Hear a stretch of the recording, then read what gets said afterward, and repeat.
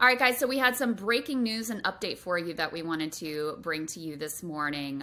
We covered before, there were actually two journalists who died suddenly covering the World Cup. One of them, Grant Wahl, we had talked about previously because he was the dude who, I'm sure you saw the picture, had worn a rainbow t-shirt and was barred from entering the World Cup facility in Qatar. And then he was detained for a while by officials there. He's been very outspoken, very critical in particular of their abuse of migrant workers in the building of these World Cup stadiums.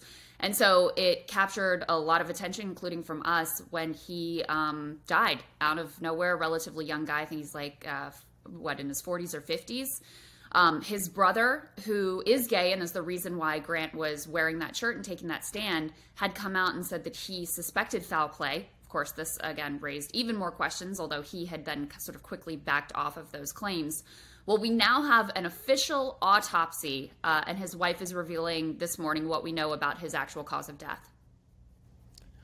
Yeah, so just for context also, his wife is one of the leading infectious disease physicians in the United States, so even more credible coming from her. Here's what she says, that Grant Wahl's death resulted from a weakness in an artery wall called an aneurysm, which will balloon outwards and then tear open. So the autopsy, which was conducted here on U.S. soil in New York, revealed that Wahl experienced a catastrophic rupture in the ascending aorta, which carries oxygenated blood from the heart. And so that, of course, puts to rest any questions, at least currently, of foul play or of retaliation by the Qatari government. What's interesting also, and we don't know if these two incidents are related, but Wahl had been sick now with a cold for several days before collapsing and had written on Twitter and on obviously in his newsletter, which we covered, that he felt his body was, quote, breaking down after weeks of poor sleep and long days that were covering the games. I mean, I guess it's a good reminder also, which is, even if you have underlying health condition like an aortic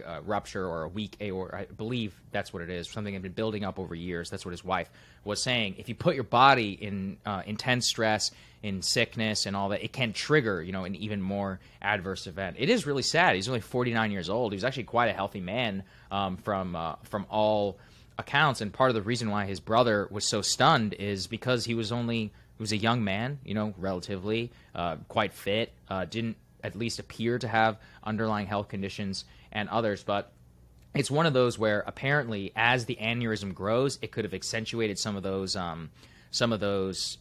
symptoms that he was experiencing, Krystal. It can produce a cough, shortness of breath, and chest pain, some of which he actually asked for treatment because they thought it was bronchitis, not realizing that it was also possibly one of the precursors to the eventual heart attack that he died from. Wow, I didn't realize that, that sort of building aneurysm could cause shortness of breath. Well, the shortness of breath I knew, the coughing I didn't realize, but that all kind of, comes together. And he was well known. I'm not a huge sports follower, so I didn't personally know his work. But apparently, in terms of the soccer community, he was extraordinarily well known.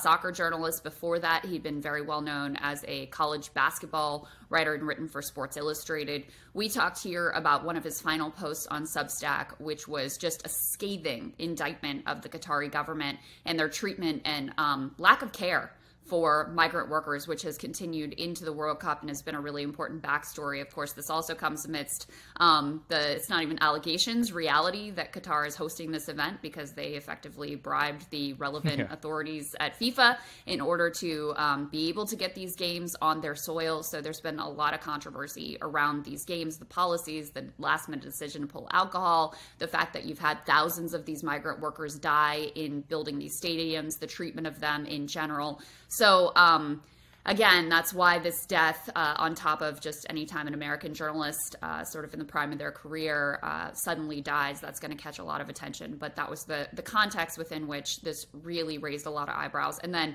you had a second Qatari photojournalist who then died within 48 hours of Grant's death. So now we have an official cause of death, aortic aneurysm, heartbreaking tragedy. And Saagar, having traveled so much, how much stress travel can put on your body.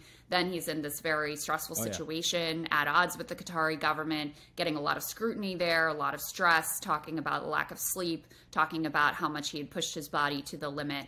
And, unfortunately, this is the end of his story. Our hearts go out to his family, his wife, his brother, everybody who loved and appreciated this man. Absolutely. Yeah, let it be a reminder. Circadian disruption is no joke, especially when you're traveling all the way across the world, 8 to 10 hour, 12-hour time differences. Anybody's ever done that and done the Asia jaunt, it definitely sucks. And the Qataris never get the benefit of the doubt. I'm glad that we have official results here. And yeah, I just hope the best for his family, for his wife. I mean, that really is awful. For his brother, who, at least had to have the question in his mind. It's a lot of anguish. So we wish everybody there the best, and, rest in peace, Grant Wahl.